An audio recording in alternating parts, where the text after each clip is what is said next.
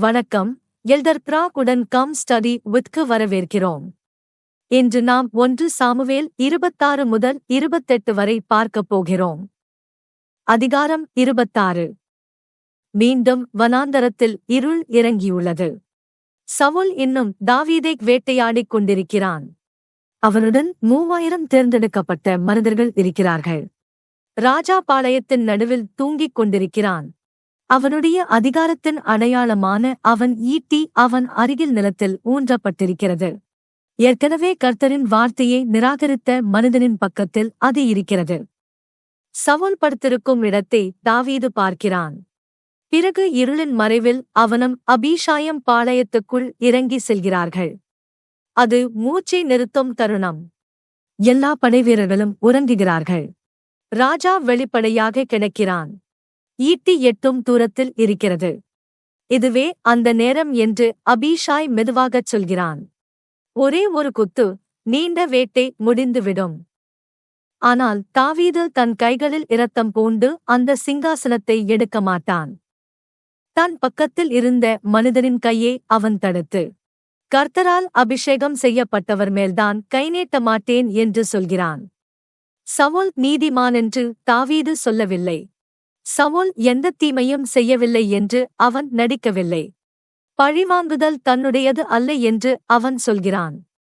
கர்த்தர் சவுலை அடிக்கலாம். சவுல் யுத்தத்தில் இறக்கலாம். அவன் நாள் கர்த்தருடைய வழியில் வரலாம். ஆனால் தேவன் இன்னும் திறக்காத கதவை தாவீது வலுக்கட்டாயமாக திறக்க மாட்டான். ஆகவே தாவீது ஈட்டியையும் தண்ணீர் குடத்தையும் மட்டும் எடுக்கிறான். பின்னர் தூரத்தில் இருக்கும் ஒரு மலைக்கு ஏறி இருளைக் கடந்து சத்தமாக அழைக்கிறான். பாளையம் வெட்கத்தில் விழித்தெழுகிறது. ராஜாவைக் காக்கத் தவறியதற்காக அப்னேர் கடிந்து கொள்ளப்படுகிறான். தாவீதின் சத்தத்தை சவுல் கேட்டு மீண்டும் உண்மையை எதிர்கொள்ள வேண்டியதாகிறது. தன்னை கொல்ல தாவீதுக்கு முழு வாய்ப்பும் இருந்தது. ஆனால் அவன் அதைச் செய்யவில்லை. அதுவே நேர்மையின் வல்லமை. அது பழிச்சொல், அச்சுறுத்தல், அநியாயம் ஆகியவற்றின் நடுவிலும் நின்று பதிலுக்கு தீமையாவதை மறுக்க முடியும். சவுல் தன் உதடுகளால் தாவீதை ஆசீர்வதிக்கிறான். தாவீது நன்றாக நடந்தான் என்று ஒப்புக்கொள்கிறான். ஆனால் இந்த அதிகாரம் ஒரு வேதனையான உண்மையை விட்டுச் செல்கிறது. ஒரு மனிதன் ஒரு காலம் மென்மையாக பேசலாம், ஆனாலும் இதயத்தில் மாறாமல் இருக்கலாம். அதிகாரம் 26 நமக்கு கற்பிப்பது இதுதான். அதிகாரம் நம் கையில் இருக்கும்போது அதைத் தவறாக பயன்படுத்த மறுக்கும்போதுதான் நீதிமை தெளிவாக நிரூபிக்கப்படுகிறது. எல்லா அதிகாரமும் இருந்தும் பரிசுத்தத்திலும் இரக்கத்திலும் பிதாவுக்கு கீழ்ப்படுதலிலும் அதை பயன்படுத்திய பரிபூரண ராஜா இயேசு கிறிஸ்துவே. உலகம் பிடித்துக்கொள், அடித்து வீழ்த்து, எந்த விலைக்கும் உன்னை பாதுகாத்துக்கொள் என்று கற்பிக்கும் போது கர்த்தர் தூய்மையாக இருக்கும்படி அவரை நம்ப கற்பிக்கிறார். அதிகாரம் 27. இதற்குப் பிறகு ஒருநாள் சவுல் நிச்சயமாக என்னை அழித்து விடுவான் என்று தாவீது தன் இதயத்தில் சொல்கிறான். அந்த வாக்கியம் முக்கியமானது. தாவீதின் சுற்றிலும் இருக்கும் ஆபத்து உண்மையானதே. ஆனால் இப்போது பயம் தாவீதுக்குள்ளேயே பேச ஆரம்பிக்கிறது. அவன் பெலிஸ்தியர் தேசத்திற்கு கடந்து சென்று காத்தின் ராஜாவான ஆகீஷின் கீழ் தன்னை வைத்துக் கொள்கிறான். தாவீது இன்னும் உயிரோடு இருக்கிறான், இன்னும் நகர்கிறான், இன்னும் தப்பித்துக் கொண்டிருக்கிறான்.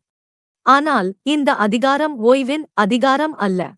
இது அழுத்தத்தின் அதிகாரம். சவுலைக் கொல்ல மறுத்த மனிதன் இப்போது இஸ்ரவேலின் சத்துருக்களிடையே வாழ்கிறான். அவனுக்கு சிக்லா கொடுக்கப்படுகிறது. அங்கிருந்து அவன் பல ஜனங்கள் மேல் தாக்குதல் நடத்துகிறான்.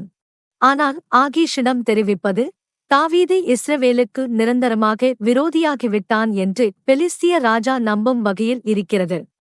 இந்த அதிகாரத்தின் பதற்றம் கனமாக இருக்கிறது, ஏனெனில் எதுவும் நிலையாகத் தெரியவில்லை.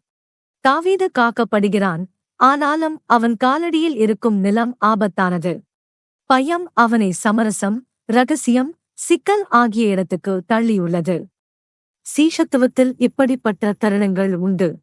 சோர்வு நம்மை வெளிப்படையான கிளர்ச்சிக்குள் அல்ல, ஆனாலும் ஆத்துமாவை மேகமாக்கும் சிக்கலான உயிர்தப்பும் முடிவுகளுக்குள் தள்ளுகிறது. இருந்தாலும் கர்த்தர் தாவீதைக் கைவிடவில்லை.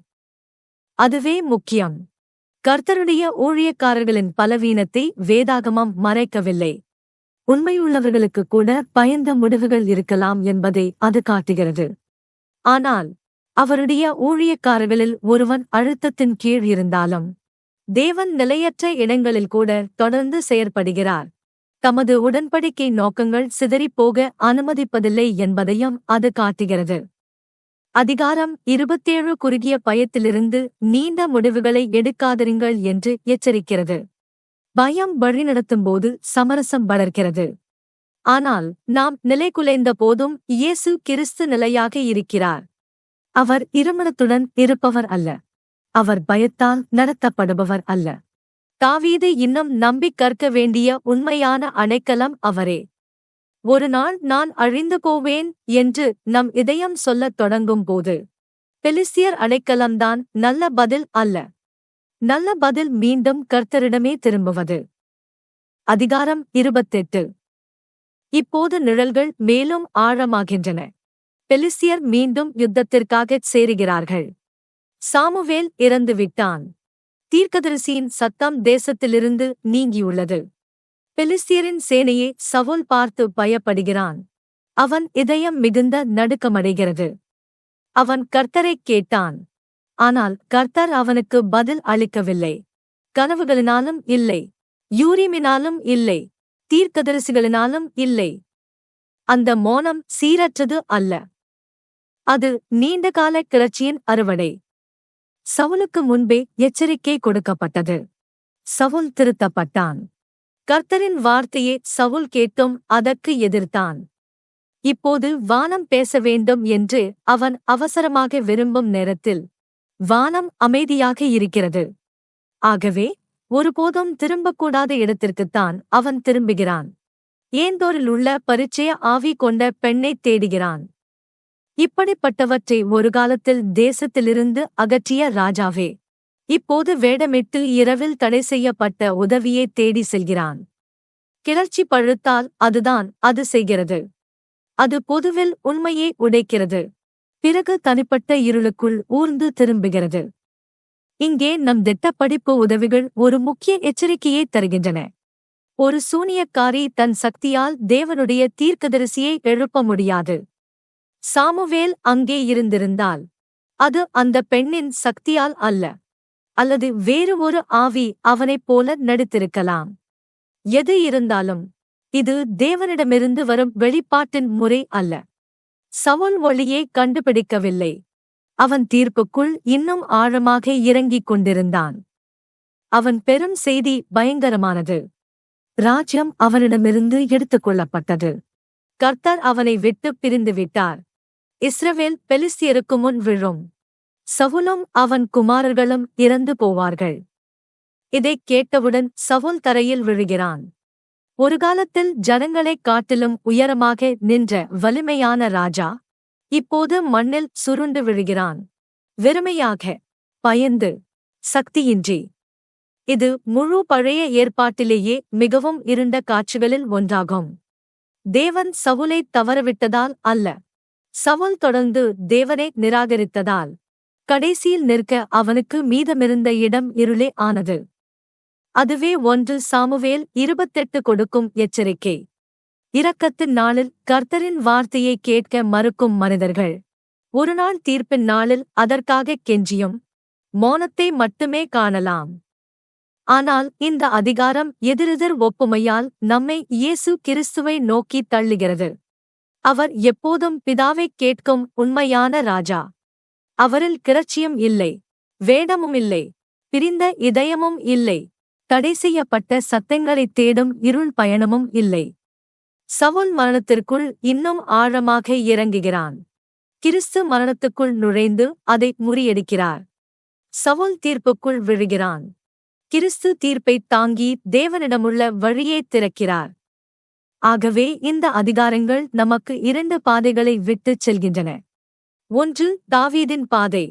குறைபாடுகள் இருந்தாலும் தன்னடக்கத்தோடு அதிகாரத்தைப் பறிக்காமல் தேவனை நம்பக் கற்றுக்கொள்கிற பாதை. மற்றொன்று சவுலின் பாதை. பெருமை மிகுந்த, பயந்த, கீழ்ப்படியாத, கடைசியில் இருளால் விழுங்கப்பட்ட பாதை. அந்தத் தேர்வை கர்த்தர் இன்னும் ஒவ்வொரு ஆத்துமாவுக்கும் முன் வைக்கிறார். அவரை நம்புங்கள். அவருக்கு கீழ்ப்படியுங்கள். அவருக்காக காத்திருங்கள். ஒளியிலே நிலைத்திருங்கள்.